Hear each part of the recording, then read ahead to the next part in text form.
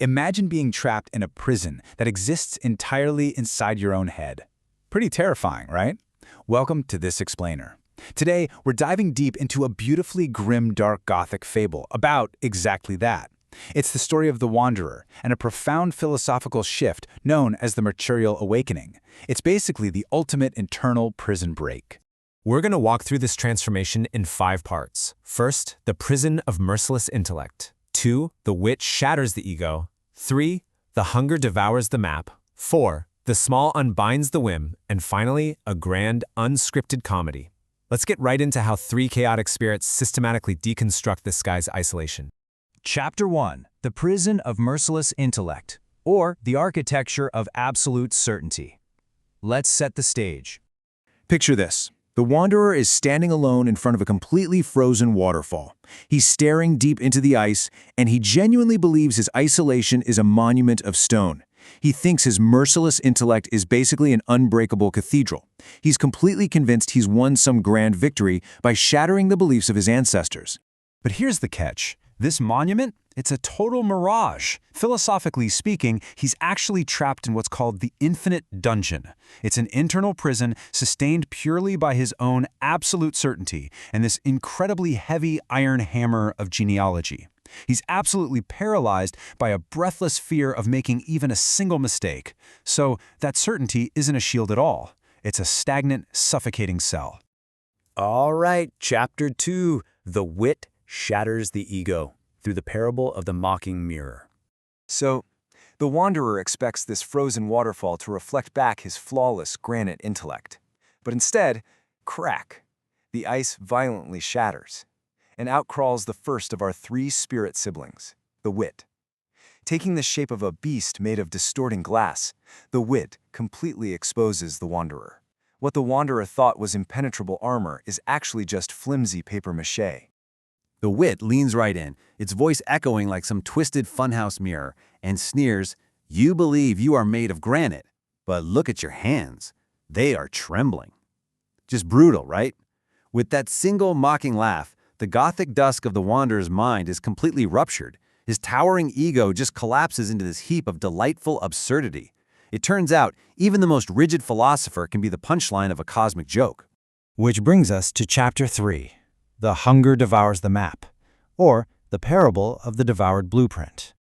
Desperate to get some control back, the Wanderer starts frantically drawing elaborate maps on the floor. He's trying to weave a tapestry of order using precise equations of isolation. But creeping out from the ink-black corners of the room is the second spirit, the Hunger. Now, the Hunger doesn't attack the Wanderer. It attacks his rigid systems. Finding these logical expectations highly nutritious, the Hunger literally swallows the map right off the floor. It devours the thread, turning his perfect order into a chaotic cacophony of, wait, how did this happen? And all the while, a shadow taunts him from the dark, whispering that it was his very logic that made the dungeon infinite. This is absolutely crucial. By eating the logic that built the walls in the first place, the Hunger actually sets him free. Think about it. You literally cannot be trapped in a maze if something eats the lines you're supposed to follow.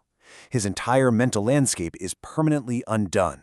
Chapter 4. The Small Unbinds the Whim, and the Parable of the Spilled Lamp. Stripped of his ego and his logic, the Wanderer is now out on these frostbitten crags, clutching a waxless lantern like it's a shield. He's terrified. He's walking incredibly stiff, barely breathing, convinced one wrong step will lead to a tragic fall.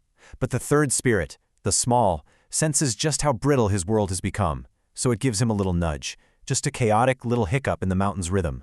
The Wanderer stumbles. He drops the lantern, spilling its imaginary oil everywhere, across the jagged granite. But surprise, instead of a fatal, tragic fall, it's just an artful mistake. It's pure, unpredictable whim. And this is where we see the profound symbolism of the dance. In a world ruled by absolute certainty, every single step has to be calculated and stiff. But the Small acts as the breeze that reminds a stiff world how to dance. Dancing is the ultimate antidote to absolute certainty. It's a physical surrender. You have to slip, adjust, and flow with the chaos. By forcing him to stumble, this spirit actually turns a path of execution into a path of desert. Finally, Chapter 5. A grand, unscripted comedy and the awakening of the spill. Let's tie all of this together. These 3 siblings acted as an essential pressure valve, saving the Wanderer from his own merciless intellect. They each dismantled a specific part of his dungeon. The wit tackled the ego, turning it into delightful absurdity. The hunger went after his precise logic, completely erasing the boundaries. And the small broke his physical certainty, introducing the dance.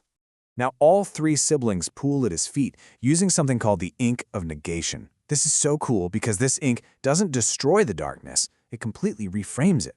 By negating his absolute rules, the ink turns the oppressive shadow from a jailer into a mere costume. It proves that this terrifying infinite dungeon was really just an empty stage where the ink is always wet. The tragedy of forced order dissolves, and what's left is a grand, unscripted comedy. And that highlights the massive contrast of his journey. He started out as this rigid monument of stone, totally paralyzed by his intellect, but through this Mercurial Awakening, dismantling the ego, devouring the logic, and introducing whim, he finally accepts that reality is just a messy, unscripted improvisation. He's broken the infinite loop.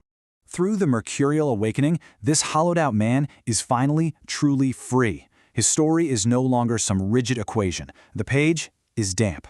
So, I'll leave you with this thought to chew on. If the towering walls of your own absolute certainty are really just wet ink on an empty stage, what are you going to write on your next line?